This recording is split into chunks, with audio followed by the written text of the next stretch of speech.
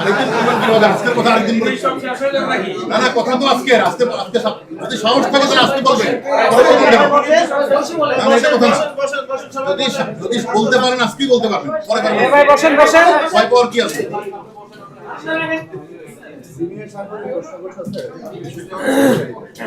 মাননীয় additional commissioner, আপনারা আজকে 4 জনকে গ্রেফতার করে বলছেন যে মেট্রো রেলে তারা হামলা চালিয়েছে, তারা সবাই জাতীয়তাবাদী ছাত্র দলের নেতা এবং এই ঘটনাটি ছাত্র শিবির জামাত করেছে, বিএনপি করেছে। 5 দিন আগে এলিট ফোর্স আরিফুল ইসলাম নামে একজনকে গ্রেফতার করে তাকে ভিডিও ফুটেজে দেখিয়েছে এবং সে হচ্ছে ভিপি নূরের যে রাজনৈতিক দল তার কর্মী, যুগ্ম যুগ্ম সদস্য সচিব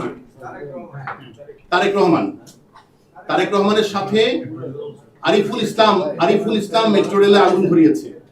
আপনারা তাদের কোনো সম্পৃক্ততা পাচ্ছেন না এবং এলিট ফোর্স র্যাব আপনারা যাদের কথা বলছেন তাদের কোনো সম্পৃক্ততা পাচ্ছে না। তাহলে কি বৈপরীত্য আছে কেন? আপনারা কি ভিপি নূরকে বাঁচাতে চাচ্ছেন? সেখানে আমরা আরিফ যে আপনি যার কথা বলছেন তারেক কথা বলছেন আরিফুল ইসলাম।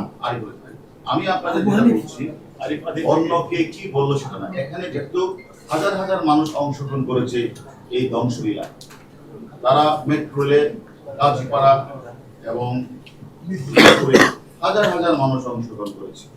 এখানে বিভিন্ন দলের থাকতে পারে, আমরা যাদেরকে গ্রেফতার করেছি তারা নেতৃত্ব দিয়েছে এবং তারা এই কাজটি করেছে, তারা স্বীকারোক্তি আমাদের কাছে প্রদান করেছে, আপনাদের আমরা সেটা বলেছি। আমার মনে করি এখানে অন্যান্য জামাত শিবির চক্রের গ্রুপ থাকতে পারে, সেখানে ভিপি নূরের চক্র থাকতে পারে। আমরা কিন্তু ভিপি নূরকেও নিয়ে আসছি রিমান্ডে, আমরা তারেককেও নিয়ে আসছি, আমরা এদিকে সবাইকে নিয়ে আসবো। আমরা মনে করি যারাই বাংলাদেশকে অকার্যকর রাষ্ট্র পরিণত করার জন্য বিভিন্ন মানুষের প্ররোচনায় অর্থ নিয়ে চেষ্টা করেছে, তারা অতীতেও সফল হয় নাই, এখনো সফল হবে না, ভবিষ্যতে সফল হবে।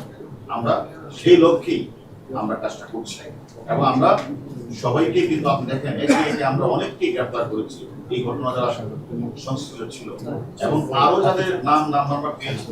আপনাদের আমরা কথা দিয়েছিলাম আমার পুলিশ বাহিনীর উপরে যারা হামলা করেছে, হত্যা করেছে, তাদেরকে আইনের আওতায় নিয়ে আসবো। আমরা কিন্তু অনেককে নিয়ে এসেছি। আমরা সাধারণ মানুষকে যারা পিটিয়ে ঝরিয়ে হত্যা করেছে তাদের অনেককে আমরা কিন্তু আইনের আওতায় নিয়ে এসেছি। আমরা মনে করি মেট্রো রেলে যারা আগুন লাগিয়েছিল, আমরা ছাত্র দলের অনেক নেতৃবৃন্দ, তাদের বস যারা হুকুম দিয়েছে সকলের নাম আমরা পেয়েছি। সকলেই কিন্তু এর ম্যাক্সিমামই কিন্তু আমাদের কাছে আছে, তারা কিন্তু স্বীকার করছে। আমি মনে করি আমরা একটা গণতান্ত্রিক সরকার ব্যবস্থায় যারা উঠা আন্দোলনের নামে অরাজকতা সৃষ্টি করতে চায়, আমরা বাংলাদেশের সাধারণ নাগরিক হিসেবে তো আপনারা ছাড়তে পারেন না, আপনারা তো ছাড়তে পারেন। যারা এই কাজটা করেছে আপনারা কিন্তু সাধারণ জনগণ হিসেবে আপনারা তাদেরকে ধরার এখতিয়ার আপনাদের আছে। আপনাদের কাছে আমার বিনীত অনুরোধ থাকবে, আমাদের আইন শৃঙ্খলা বাহিনী যেরকম ভাবে সব জায়গায় বুঝতে চেষ্টা করছে তাদেরকে গ্রেফতার করা, আপনাদের কাছে যদি সচেতন নাগরিক হিসেবে সাংবাদিক হিসেবে তথ্য থাকে, এই সকল অপরাধীরা, এই দুর্বৃত্তরা যারা দেশকে অকার্যকর করার জন্য ঢাকা শহরে এই তাণ্ডবলীলা চালিয়েছিল, তাদের নাম্বারটা যদি আপনারা প্রকাশ্যে না পারেন তুলে দিয়ে আপনারা পারলে ধরে, আমি এদেরকে সকলে মিলেই প্রতিহত করব। সাংবাদিক সাঈদকে আপনারা গ্রেফতার করেছেন, সেও কি বাংলাদেশ রাষ্ট্রকে অকার্যকর করতে চেষ্টা করেছিল? আমরা তদন্ত করছি। আরেকটা বিষয় বলি যে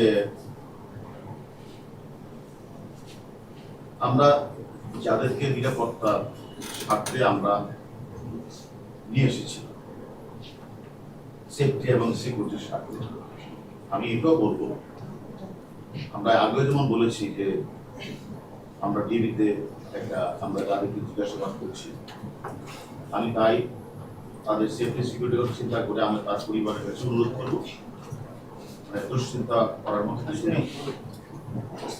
আমরা মনে করি তাদের সেফটি সিকিউরিটি আমরা দেখছি এবং তার পরিবারের জন্য নিশ্চিত থাকে সেটা আমরা তাদেরকে আশ্বস্ত করতে চাই। এই নিয়ে কোনো চিন্তা না